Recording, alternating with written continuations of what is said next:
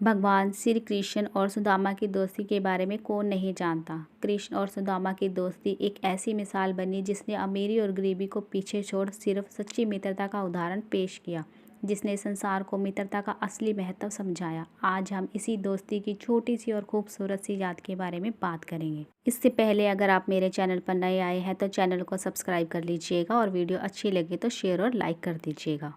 भगवान श्री कृष्ण की पाठशाला में सहपाठी रह चुके सुदामा एक गरीब ब्राह्मण परिवार में थे। सुदामा और उसकी पत्नी बच्चों के साथ गरीबी में दिन गुजार रहे थे, परंतु अब उनके सामने हालात ऐसे थे कि बच्चों का पेट भरना भी मुश्किल हो गया था।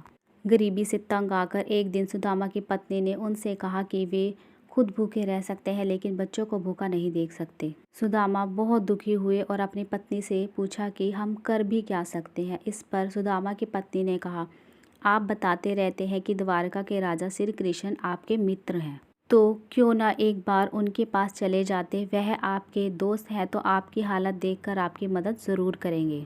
पत्नी के काफ़ी समझाने के बाद सुदामा बड़ी मुश्किल से कृष्ण से मिलने के जाने के लिए तैयार हो गए। उन्होंने अपनी पत्नी सुशीला से कहा कि किसी मित्र के यहाँ खाली हाथ नहीं जाते, इसलिए कुछ उपहार उन्हें लेकर जाना चाहिए। उनके घर में अन्न का एक दाना तक नहीं था। सुदामा की पत्नी सुशीला पड़ोस से 4 मुट्ठी चावल मांग कर लाई और वही कृष्ण के लिए उपहार के रूप में एक पोटली में बांध कर दे दिया। सुदामा पोटली लेकर द्वारका की ओर पैदल पैदल चल पड़े। सुदामा जब द्वारका पहुंचे तो वह वहां का वैभव देखकर चौंक गए। पूरी नगरी सोने की थी, लोग सुखी और समृद्धि से भरपूर थे। सुदामा किसी तरह नगरवासियों से पूछते हुए कृष्ण महल तक पहुंच गए और द्वार पर खड़े पहरेदारों से कहने लगे कि वे कृष्ण से मिलना चाहते हैं।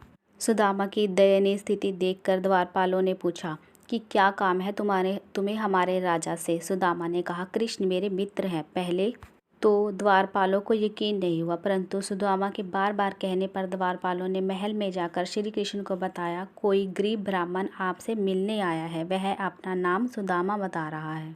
सुदामा का नाम सुनते ही भगवान कृष्ण नंगे पांव महल के बाहर की ओर द्वार पर पहुंचने के लिए दौड़ पड़े।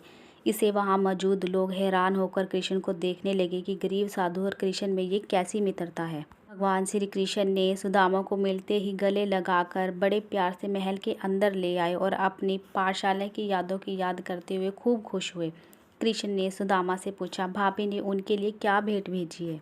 सुदामा कृष्ण के भव्य महल और राज सज्जा को देखकर चावल की पोटली छुपाने लगे। ऐसा देखकर श्री कृष्ण उनके चावल की पोटली छीन ली। भगवान कृष्ण ने सूखे चावल को खाने लगे। सुदामा की गरीबी देखकर उनकी आंखों में आंसू आ गए। सुदामा कुछ दिन द्वारकापुरी में रहे लेकिन संकोचवश कुछ मांग नहीं सके। सुदामा को विदा करते वक्त कृष्ण उन्हें नगर के बाहर तक छोड़ने आए। सुदामा जब अपने घर लौटने लगे तो सोचने लगे कि पत्नी सुशीला पूछेगी कि क्या लाए हो, तो क्या जवाब देंगे। बस यही सोचते सोचते वह अपने नगर पहुंचे। सुदामा अपने घर के स्थान पर पहुंचे तो उन्हें अपनी झोपड़ी नजर नहीं आई। वहां एक सुंदर महल जैसा घर बना हुआ था। तभी घर से एक सुंदर वस्त्र पहने उनकी पत्नी सुशीला बाहर आई और सुदामा से कहा, देखो आपके मित्र कृष्ण का हमारे लिए प्यार, उन्होंने हमारे सारे दुख दूर कर दिए। सुदामा को कृष्ण का ये प्रेम भावुक लगा और उनकी आंखों में खुशी के आंसू आ गए। यही थी कृष्ण और सुदामा की प्रेम कहानी, मित्रता।